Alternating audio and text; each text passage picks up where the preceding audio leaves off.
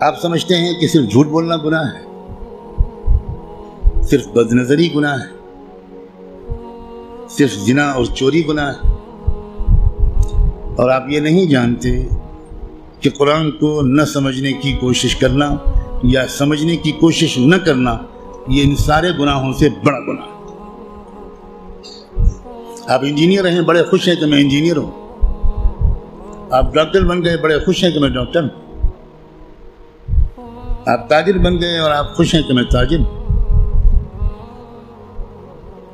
اور آپ کو اس کمی کا احساس تک نہیں ہے کہ میں کتنا بڑا محروم انسان ہوں کہ میں اللہ کے کلام کو جو صرف میرے لیے آیا تھا وہ میں سمجھنے کی کوئی کوشش ہی نہیں کی میں۔ مسلمانوں کی اکثریت، غالب اکثریت، وہ جو 5 وقت کی نماز پڑھتے ہیں وہ بھی، جو روزہ رکھتے ہیں وہ بھی، جو اپنے کو دیندار سمجھتے ہیں وہ بھی، جو کچھ دینی کام بھی کرتے ہیں وہ بھی، اس بڑے گناہ میں تقریباً سب شریک ہیں کہ وہ قرآن مجید کو سمجھنے کی کوئی کوشش نہیں کرتے اور قرآن مجید کو نہ سمجھنے کو گناہ نہیں سمجھتے، یا سمجھنے کی کوشش نہ کرنے کو گناہ نہیں سمجھتے۔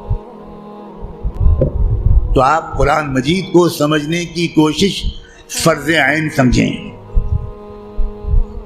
اور قرآن کو اب تک سمجھنے کی کوشش نہ کرنا یہ کبیرہ گناہوں سے بڑا گناہ سمجھیں۔ اور رمضان کا مہینہ جو گناہوں سے توبہ کرنے اور معافی مانگنے کا مہینہ ہے، اس میں سب سے زیادہ اس گناہ سے توبہ کریں۔ اللہ کے ہاں آپ کی بخشش اس لیے کہہ کر نہیں ہوگی کہ اللہ حضرت میں تعلیم کے حلقے میں بیٹھتا تھا اور اس میں منتخب احادیث پڑھی جاتی تھی، اس میں فضائل نماز پڑھی جاتی تھی۔ یہ منتخب احادیث اور فضائل نماز اس لیے پڑھی جاتی ہے تاکہ قرآن پڑھنے کا، سمجھنے کا شوق پیدا ہو۔ اور اگر کوئی کتاب قرآن مجید کے سمجھنے کی کوشش کے راستے میں ایک رکاوٹ بنتی ہے تو میں کہنے کی ہمت بھی نہیں کرتا، ضرورت بھی نہیں سمجھتا کہ وہ کتاب یا اس کتاب کو یہ درجہ دینے والا اللہ کے ہاں کدھر کھڑا کیا جائے گا۔ رسول اللہ یہ شکایت کریں گے قیامت کے دن کہ سن لیجیے یہ قرآن میں آیا ہے، اور شکایت کیا کریں گے؟ یہ نہیں کہیں گے کہ ان کی ٹوپی 4 کونوں کی نہیں ہوتی تھی، یہ شکایت نہیں کریں گے رسول اللہ مسلمانوں کی ان کی داڑھی چھوٹی تھی۔ رسول اللہ شکایت یہ کریں گے کہ اللہ یہ ہے میری قوم جس نے قرآن کو چھوڑ دیا تھا۔ آپ جس کی شفاعت کی دعائیں کر رہے ہیں وہی آپ کے خلاف اللہ کی عدالت میں مقدمہ دائر کرے گا۔ ہماری عورتیں 100% تقریباً قرآن مجید کو ٹھیک سے شاید پڑھ بھی نہیں پاتی، سمجھنا تو بہت دور کی بات ہے۔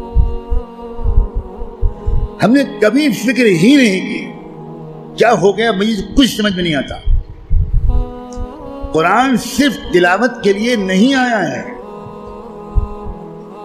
اول تو کتنے لوگ سال بھر تلاوت کرتے ہیں وہ آپ خود جانتے ہیں، لیکن میں کہتا ہوں اگر آپ سال کے روزانہ تلاوت بھی کرتے ہیں تو ایک بہت نیک کام آپ ضرور کرتے ہیں، لیکن قرآن کا حق صرف تلاوت سے ادا نہیں ہوگا۔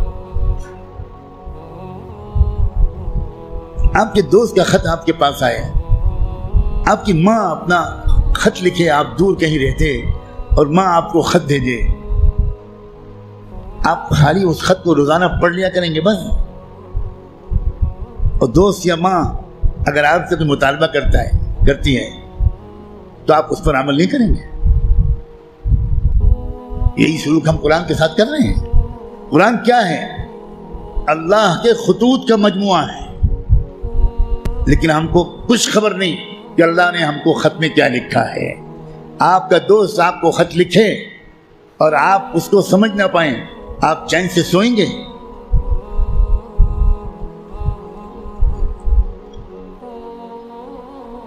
کسی کمپنی کا اشتہار آپ نے دیکھا، آپ نے اس کو اپنی درخواست بھیجی، وہاں سے جواب آیا، جواب ایسی زبان میں ہے جو آپ نہیں جانتے، آپ اس دن کھانا کھائیں گے اس خط کا مضمون سمجھنے سے پہلے؟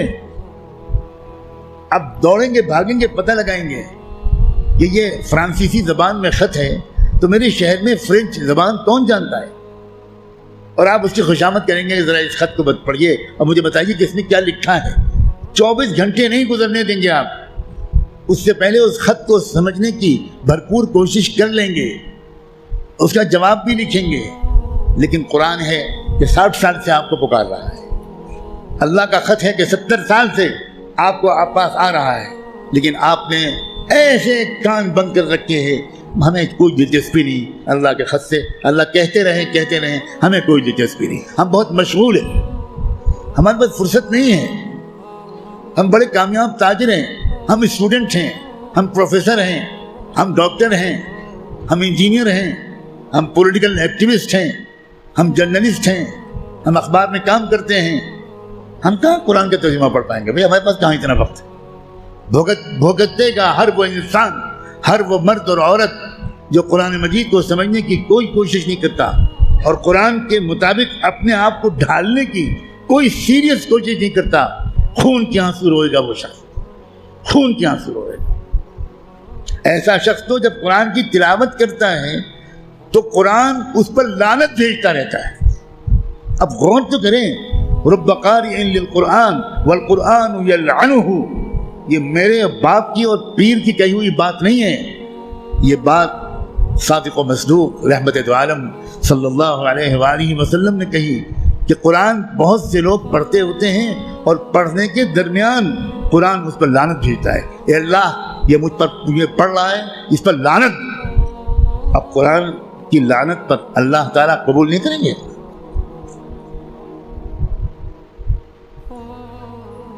جو توہین قرآن کی ہم نے کی ہے، جو بے عزتی قرآن کی ہم نے کی ہے، اس کے حساب سے ابھی مسلمانوں کی اتنی پٹائی نہیں ہوئی جتنی ہونی چاہیے۔ آپ اتنی پٹائی پر پریشان ہیں، ابھی تو شروع ہوئی ہے پٹائی، پھر دیکھیے گا آئندہ کیا ہوگا۔